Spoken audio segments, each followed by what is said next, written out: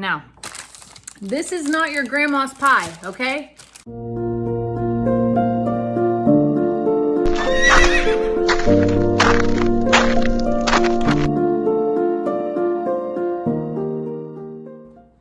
Well, hey y'all, welcome to my kitchen. And it is my kitchen on a rainy, dreary day. And we are, first of all, so incredibly grateful for the rain. But second of all, excited for our first baking, cooking, warm up your insides because the outside isn't kind of day. I'm excited to share this with y'all. Today, we are making my famous apple pie. Before I moved to Texas, I used to make between 30, 40 apple pies a year, give them away as gifts. I'm gonna tell you the history of all that, but we're also gonna get started. Now, this is not your grandma's pie, okay? This is Pillsbury, and I'm not afraid of it. I'm not ashamed of it because Pillsbury does a pretty good job. No, it's not with lard. It didn't take me hours. But you know what? The other parts is. The other parts are. Spray your pan, unroll your dough, and get you a pie pan. It can be a throwaway pie pan. It can be one that you've had that's been in your family for a long time. Or it can be one that you just got at the Walmart, like me. Because in 8 years in Texas, I haven't made a pie. Well, not an apple pie. I kind of have a super sad excuse for a tripod right now. If you could see it, you would laugh because it's literally limpy. Wash your hands and pinch your sides. And then once that's all done, press in the bottom. Again, don't forget to grease your pan because what we're gonna make today creates some stickiness. Now, this is a little cliche too. I poke a few holes in my bottom of my pie pan. Why? Because I don't want it to be puffy. I'll even do it on the sides because I'm actually going to bake this crust before I put anything else in it. This is breaking every rule of pie making that there is. And you know what? You can do it your way. It's totally fine. But this is going in the oven at about 275 to get it beyond the doughy part. I'm not baking it all the way through. I'm not making it golden, nothing. I am getting it beyond the dough. Does that make any sense to you? I'll show you. I've been baking already for hours, by the way. Today, though, the apple pie is of focus for this video. I like to do apple pie with Golden Delicious. In a perfect world, I would do 80% Golden Delicious, 20% something red, something a little bit more tart. But for today's video, because I had to go buy apples yesterday, we're going Golden Delicious. And you can use as many as your heart desires. I am going to use apples until it overflows. Let's start peeling and slicing and cutting, and make sure that you bring your favorite paring knife because it will become one with your hand. I'm excited.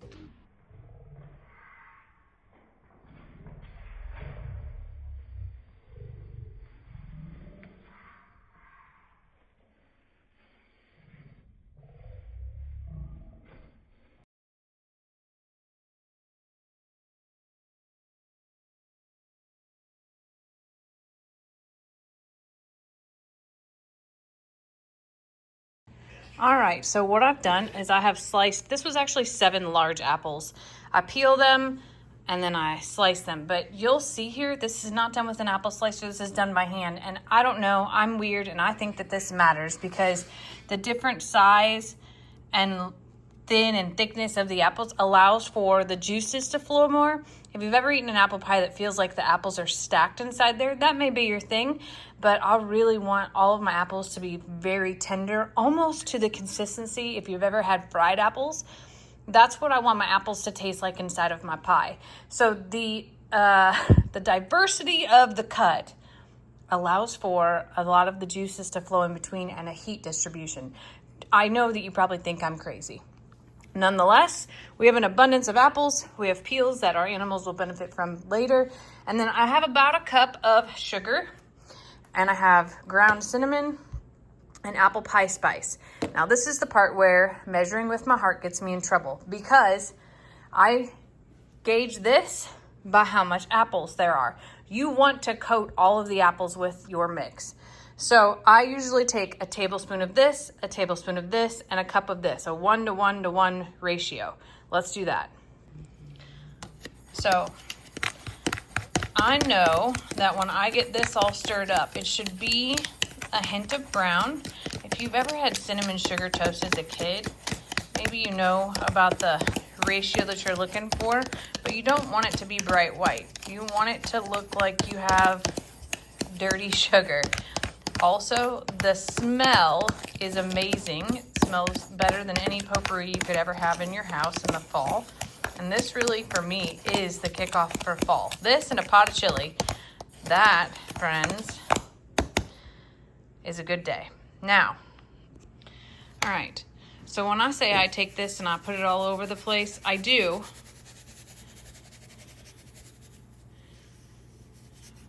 But not only did I just do that, I want to coat all of the apples in this bowl.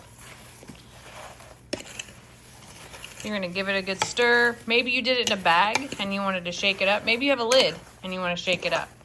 This is going to make your apples start producing juice, sugar. And there's a chemical reaction between the sugar and the apples themselves that starts doing this.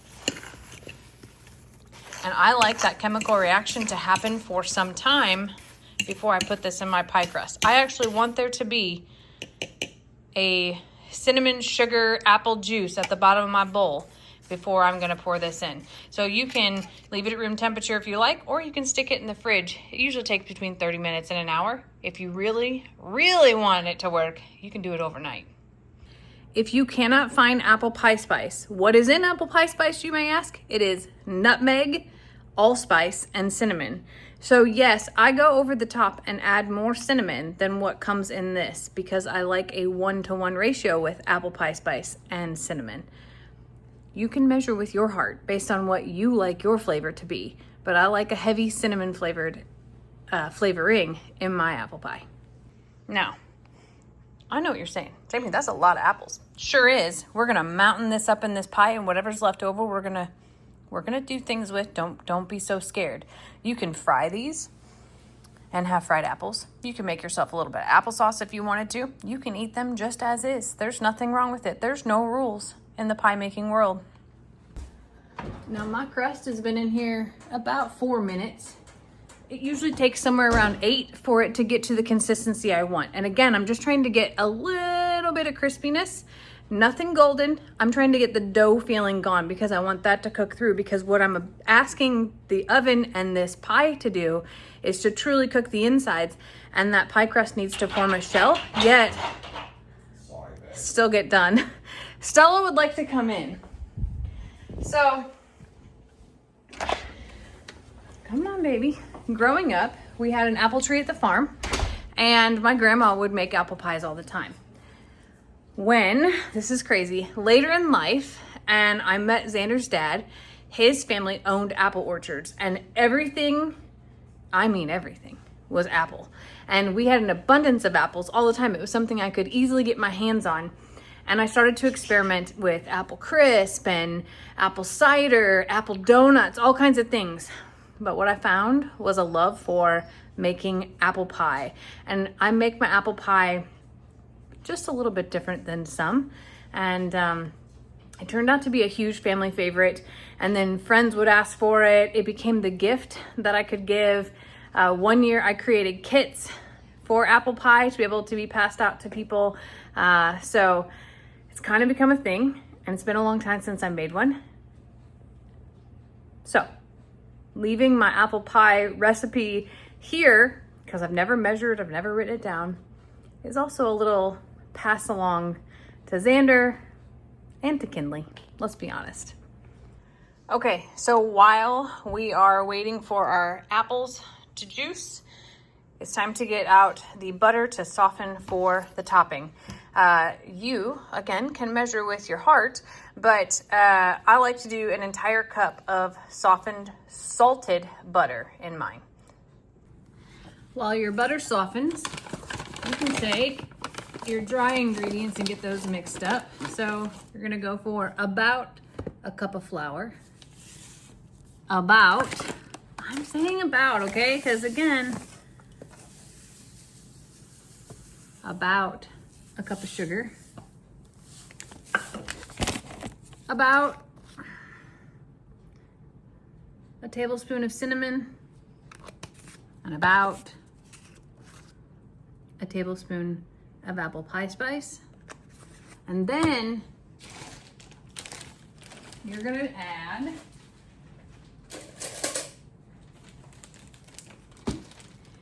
about 3 to 4 tablespoons of light brown sugar.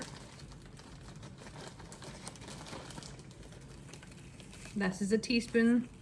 Don't get too excited because I said about, okay?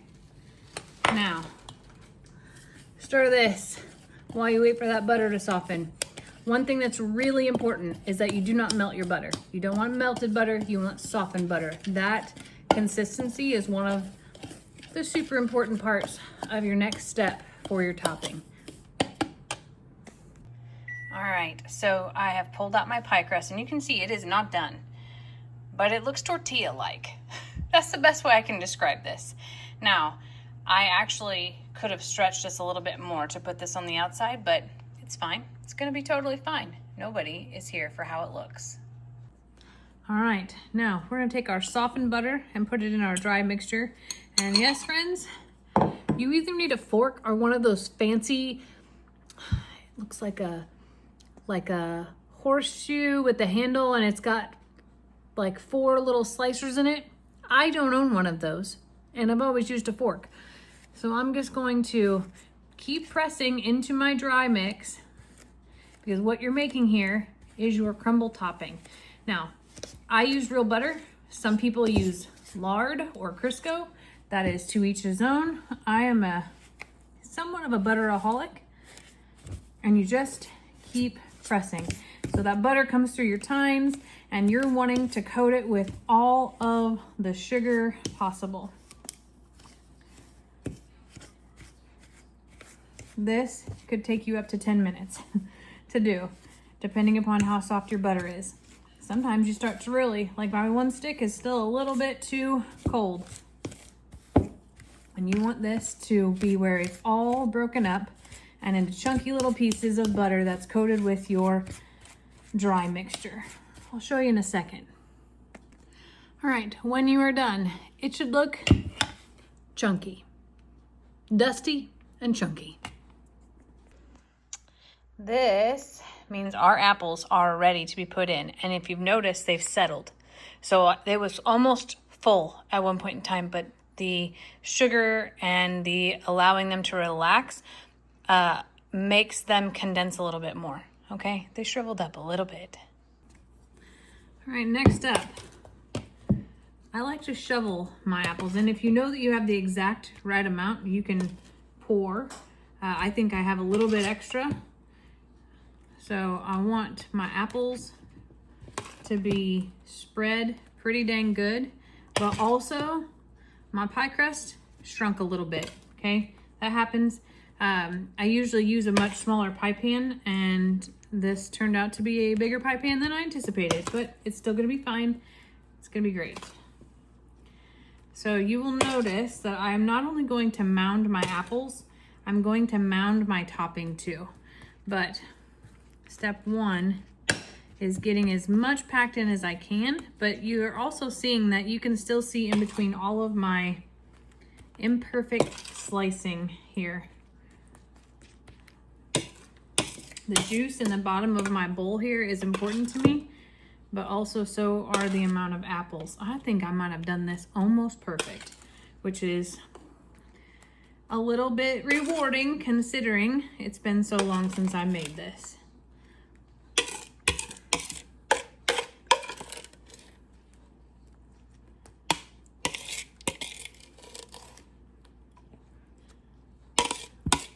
It is absolutely, you're not gonna believe it, okay? You're just not. Now, take this juice and pour.